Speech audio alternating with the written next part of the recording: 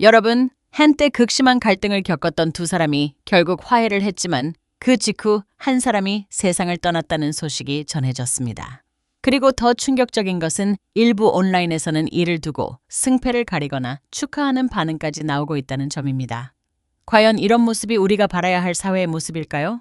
신남성견대 대표 배인규 씨의 갑작스러운 사망 소식이 알려진 가운데 과거 몸싸움까지 벌이며 심각한 갈등을 겪었던 유튜버 고기남자가 직접 입장을 밝혔습니다.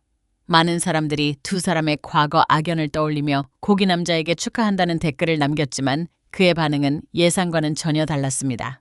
고기남자는 먼저 고인의 명복을 빈다며 자신은 지금 매우 비통하고 참담한 심정이라고 밝혔습니다.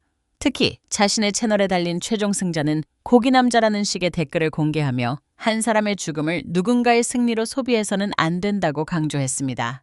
떼어 주목할 부분은 두 사람이 이미 화해를 했다는 사실입니다. 고기남자는 지난 6월 중순 배인규 대표가 먼저 연락을 해 과거 자신에 대한 큰 오해가 있었다며 직접 사과하고 싶다고 말했다고 전했습니다.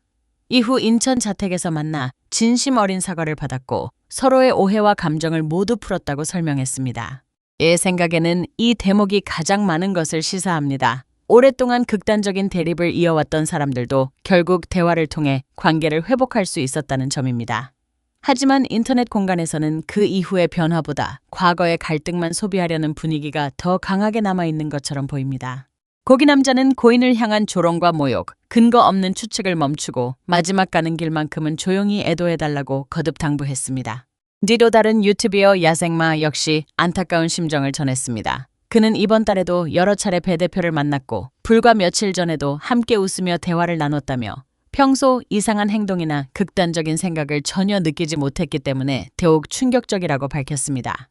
또한 사건과 관련해 알고 있는 내용은 있지만 고인을 위해 확인된 사실은 추후에 공개하겠다고 덧붙였습니다.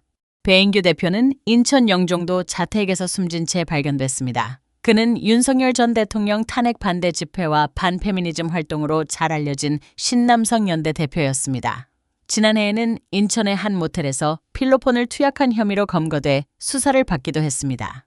현재 경찰은 현장 CCTV 등을 토대로 범죄 혐의점은 없는 것으로 보고 있으며 정확한 사건 경위를 계속 조사하고 있습니다. 아직 확인되지 않은 내용이 많은 만큼 성급한 추측보다는 수사 결과를 지켜보는 자세가 필요해 보입니다. 이배운 사건은 단순히 한 유명인의 사망 소식으로 끝날 문제가 아닙니다. 온라인에서 누군가의 죽음을 승패나 조롱의 대상으로 소비하는 문화가 과연 어디까지 허용되어야 하는지, 그리고 갈등보다 인간에 대한 최소한의 존중이 더 중요한 것은 아닌지 다시 한번 생각해보게 만드는 사건이라고 생각합니다.